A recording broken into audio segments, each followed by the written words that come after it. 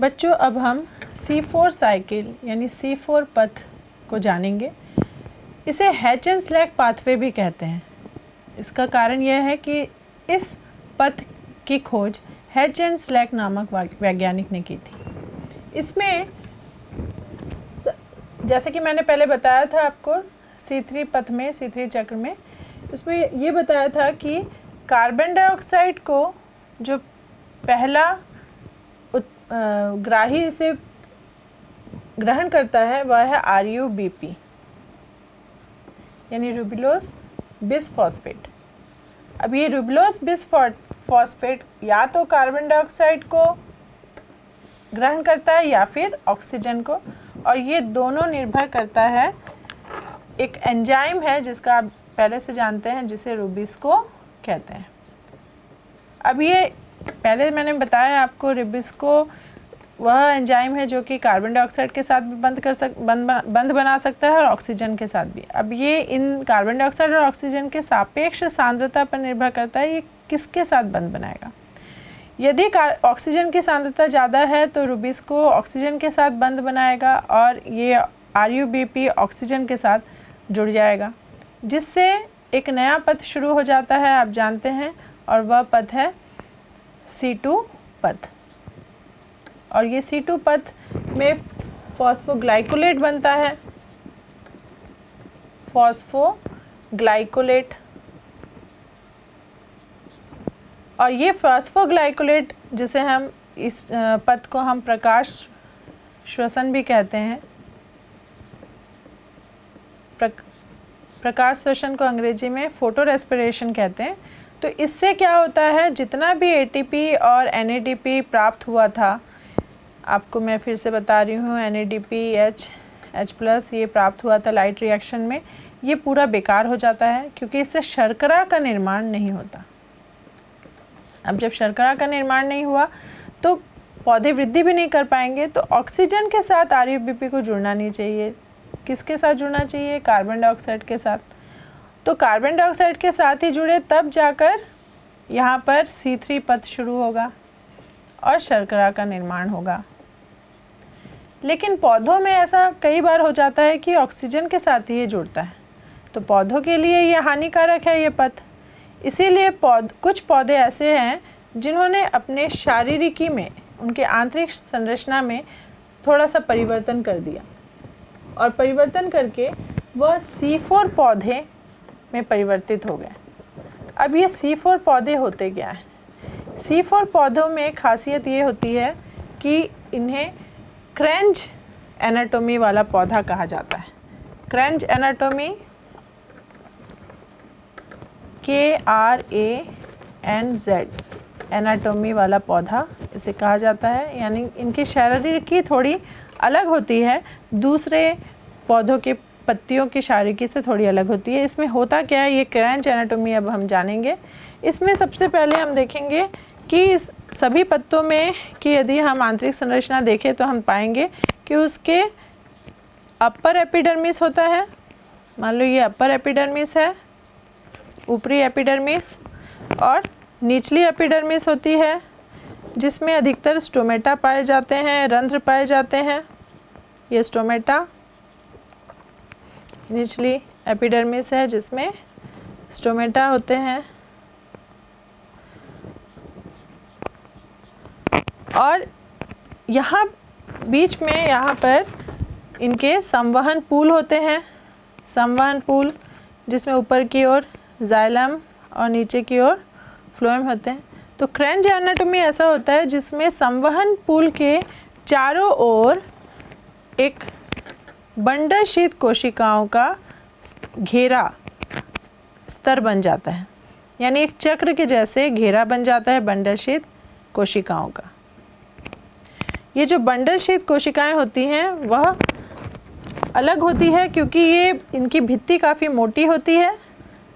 इन्हें बंडल शीत कोशिका कहा जाता है। इनकी भित्ति बहुत ही मोटी होती है, इसके कारण यहाँ पर ऑक्सीजन जो है वो प्रवेश नहीं कर पाता। और इसके चारों तरफ मेसोफिल कोशिकाएं भी होती हैं। आप जानते हैं मेसोफिल कोशिकाओं में क्लोरोप्लास्ट पाया जाता है।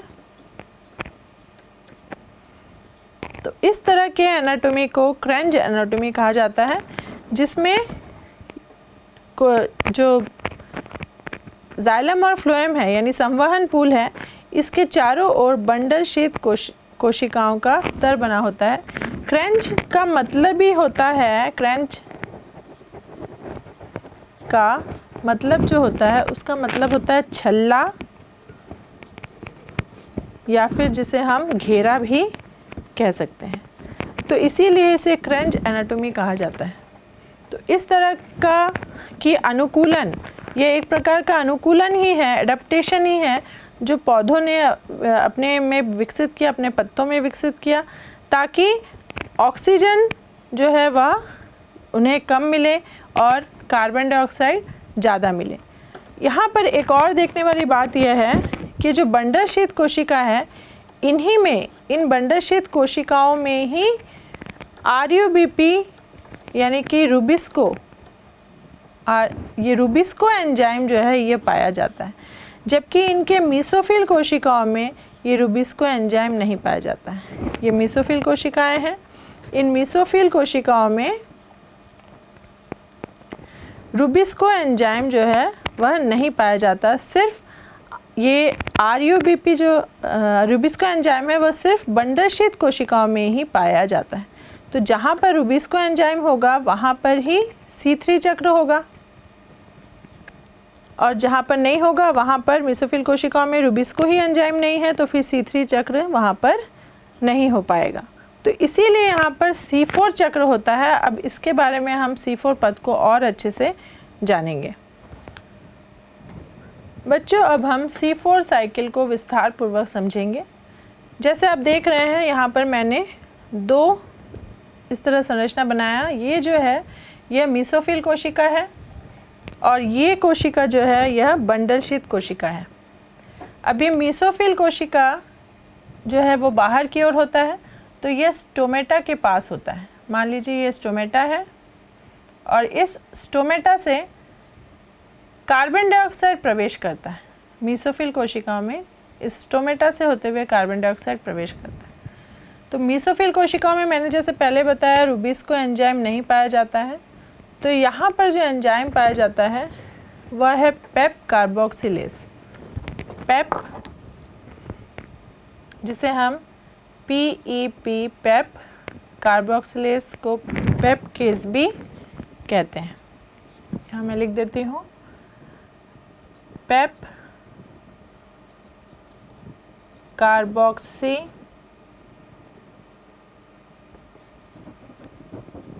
ये पेप कार्बोक्सिलेज एंजाइम जो है वो यहाँ पर उपस्थित होता है मेसोफिल कोशिकाओं में, और ये कार्बन डाइऑक्साइड जो है पेप कार्बोक्सिलेज एंजाइम की उपस्थिति में PEP यानी कि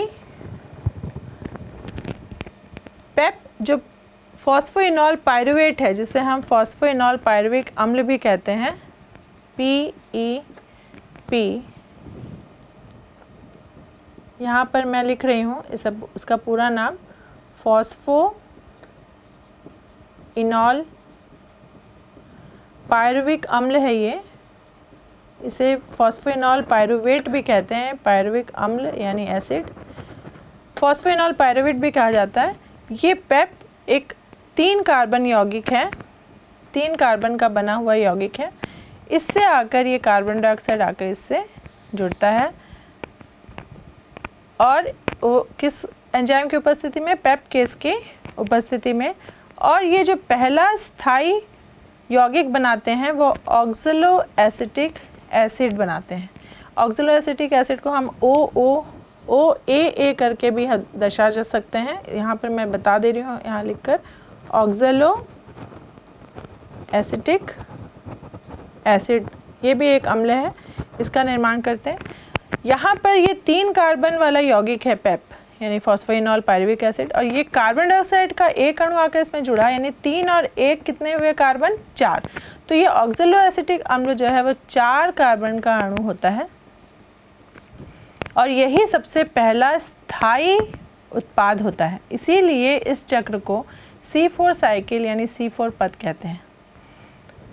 इसके बाद ये अच्छा, यहाँ पर कार्बन डाइऑक्साइड को से जो प्रथम ग्राही है ये है, इसे ये भी परीक्षा में पूछा जाता है कि C4 साइकिल में कार्बन डाइऑक्साइड को ग्रहण करने वाला प्रथम ग्राही कौन होता है, तो वह PEP यानी फॉस्फोइनॉल पायरुवेट होता है, जो कि कार्बन डाइऑक्साइड को प्रथम ग्रहण करता है। और ये ऑक्सलो एसिटिक एसिड में परिवर्तित हो जाते हैं, जो कि 4 कार्बन यौगिक हैं। ये ऑक्सलो एसिटिक एसिड फिर परिवर्तित होते हैं मैलिक एसिड में। मैलिक एसिड, यहाँ पर अपचयन होता है। जैसे हम जानते हैं कि अपचयन में NADPH प्लस H प्लस खर्च होता है और NADPH H प्लस खर्च होकर NADP यानी अपचयित होता है, NADP में बदल जाता है और ऑक्सलो एसिटिक एसिड अपचयित होकर मैलिक एसिड में परिवर्तित होता है। मैलिक एसिड भी 4 कार्बन का यौगिक होता है। कभी कभी यहाँ पर मैलिक एसिड के जगह एस्पार्टिक एसिड भी बनता है। एस्पार्टिक एसिड ये तब बनता है जब यहाँ पर अमोनिया होता है। अमोनिया एमिनिफिकेशन होता है या ट्रांस एमिनिफिकेशन होता है, जिसकी वजह से ये एस्पार्टिक अम्ल बनता है। ये भी 4 कार्बन का अणु है। एस्पार्टिक एसिड बने या फिर मैलिक एसिड बने, ये जो भी बनता है, ये मैलिक एसिड में ये खासियत होती है कि यह मीसोफिल कोशिका से होते हुए ये बंडलशीत कोशिकाओं में प्रवेश करते हैं, विसरित हो जाते हैं। और ये विसरण कहाँ से होता है? प्लाज्मोडेस्माटा से। आप जानते हैं प्लाज्मोडेस्माटा कोशिका जो भित्ति होती है उसमें एक छिद्र जैसा होता है। इस प्लाज्मोडेस्माटा से होते हुए मैलिक एसिड मीसोफिल कोशिका से बंडलशीत कोशिका में प्रवेश करते हैं। यहाँ पर आकर ये मैलिक एसिड, क्योंकि ये 4 कार्बन के यौगिक हैं, 4 कार्बन के बने हुए यौगिक हैं इस तरह से, तो ये मैलिक एसिड 4 कार्बन के हैं। यहाँ पर ये विघटित हो जाते हैं और ये बना देते हैं एक अणु कार्बन डाइऑक्साइड के और एक अणु ये बना देते हैं पायरुविक एसिड के। पायरुविक एसिड, क्योंकि ये मैलिक एसिड 4 कार्बन के यौगिक है, तो एक कार्बन डाइऑक्साइड गैस यहाँ से निकल गया तो बचा कितने कार्बन? 3 कार्बन। तो ये पायरुविक एसिड जो होते हैं ये 3 कार्बन वाले यौगिक होते हैं। पायरुविक एसिड इस प्लाज्मोडेस्माटा से होते हुए बंडल शीट से मीसोफिल कोशिकाओं में चले जाते हैं। पायरुविक एसिड यानी अम्ल, ये 3 कार्बन यौगिक है। अब ये पायरुविक एसिड में आप देख रहे हैं कहीं पे फॉस्फेट दिख रहा है? नहीं दिख रहा है, यानी कि ये पायरुविक एसिड में फिर फॉस्फोरिलेशन होता है और ये PEP में परिवर्तित हो जाते हैं। यानी यहाँ पर ATP, एक अणु ATP के ADP, यहाँ पर इसलिए मैं एक अणु नहीं 2 अणु ADP के 2 अणु ADP प्लस 2 अणु IP के बनते हैं। और यहाँ पर पायरुविक एसिड जो है वो PEP में परिवर्तित हो जाता है और फिर ये चक्र वापस ऐसा चलता रहता है। कार्बन डाइऑक्साइड आता जाता है और PP से जुड़ता जाता है, ऑक्सलो एसिटिक अम्ल बनता जाता है। अब ये जो कार्बन डाइऑक्साइड यहाँ मैलिक एसिड के विघटन से बना, ये कार्बन डाइऑक्साइड अब कहाँ पहुँच गया? बंडल शीत कोशिका में। और बंडल शीत कोशिकाओं में ही एंजाइम है जिसे आप जानते हैं रुबिस्को एंजाइम। और ये रुबिस्को एंजाइम, क्योंकि यही बंडल शीत कोशिकाओं में RuBP भी पाया जाता है, यानी रुबिलोज 1,5 बिस फॉस्फेट, और ये कार्बन डाइऑक्साइड और रुबिलोज बिस फॉस्फेट ये आपस में एक दूसरे से अभिक्रिया करते हैं और यहाँ बना देते हैं 3PGA यानी कि 3 फॉस्फोग्लिसरिक एसिड। और इस तरीके से यहाँ पर फिर चक्र चलता है और यहाँ पर ये चक्र चलता जाता है। यहाँ C3 साइकिल यहाँ पर शुरू हो जाता है। C3 साइकिल यानी C3 पथ यानी केल्विन साइकिल यहाँ फिर शुरू हो जाता है और यहाँ पर ग्लूकोज का निर्माण होता जाता है। यानी हम देखते हैं कि C4 साइकिल में C3 साइकिल भी होता है। C4 साइकिल एक ऐसा साइकिल है जिसमें पहला स्थायी यौगिक 4 कार्बन का बना हुआ यौगिक होता है जो कि ऑक्सैलोएसिटिक एसिड, और उसके बाद ये मैलिक एसिड बनता है। मैलिक एसिड जो है वह विसरित होकर बंडल शीथ में आता है। बंडल शीथ में आकर ये विघटित हो जाता है और कार्बन डाइऑक्साइड का एक अणु देता है। यानी कि ये कार्बन डाइऑक्साइड जो है वह वातावरण से कहाँ पहुँचा, बंडल शीथ सेल में पहुँचा, डायरेक्ट नहीं पहुँचता है, ये मैलिक एसिड के थ्रू पहुँचता है और फिर यहाँ पर C3 साइकिल शुरू हो जाता है, ग्लूकोज का निर्माण शुरू होता है। तो यहाँ पर रुबिस्को के लिए बहुत अच्छा हो गया कि इसे कार्बन डाइऑक्साइड ही प्राप्त हो रहा है, उसे ऑक्सीजन के साथ संघर्ष करना नहीं पड़ रहा है, क्योंकि बंडल शीथ कोशिकाओं में ऑक्सीजन की सांद्रता हमेशा कार्बन डाइऑक्साइड से कम ही होती है, क्योंकि यहाँ पर ऑक्सीजन जो है, स्टोमेटा जो है वह बंडल शीथ से बहुत दूर में होता है और स्टोमेटा से ऑक्सीजन जो अंदर भी, यदि यहाँ से ऑक्सीजन जा भी रहा है तो स्टोमेटा से चला जाता है। तो बंडल शीथ से कोशिकाओं में ऑक्सीजन की सांद्रता बहुत ही कम हो जाती है और रुबिस्को एंजाइम को हमेशा कार्बन डाइऑक्साइड ही प्राप्त होता रहता है। इसीलिए बंडल शीथ कोशिकाओं में C3 साइकिल होता जाता है और ग्लूकोज प्राप्त होता जाता है। इस तरह हेचेनस्लैक ने यह C4 पथ की खोज की और उन्होंने ये बताया कि कुछ ऐसे पौधे हैं, उदाहरण के लिए मक्का, गन्ना, ये कुछ ऐसे पौधे हैं जहाँ पर, ज्वार भी एक ऐसा पौधा है जहाँ पर C4 पथ देखने को मिलता है और इसमें ये पौधे बहुत ही ज़्यादा वृद्धि कर पाते हैं क्योंकि इनमें लगातार ग्लूकोज का संश्लेषण होता जाता है और इसमें प्रकाश श्वसन की क्रिया नहीं होती है।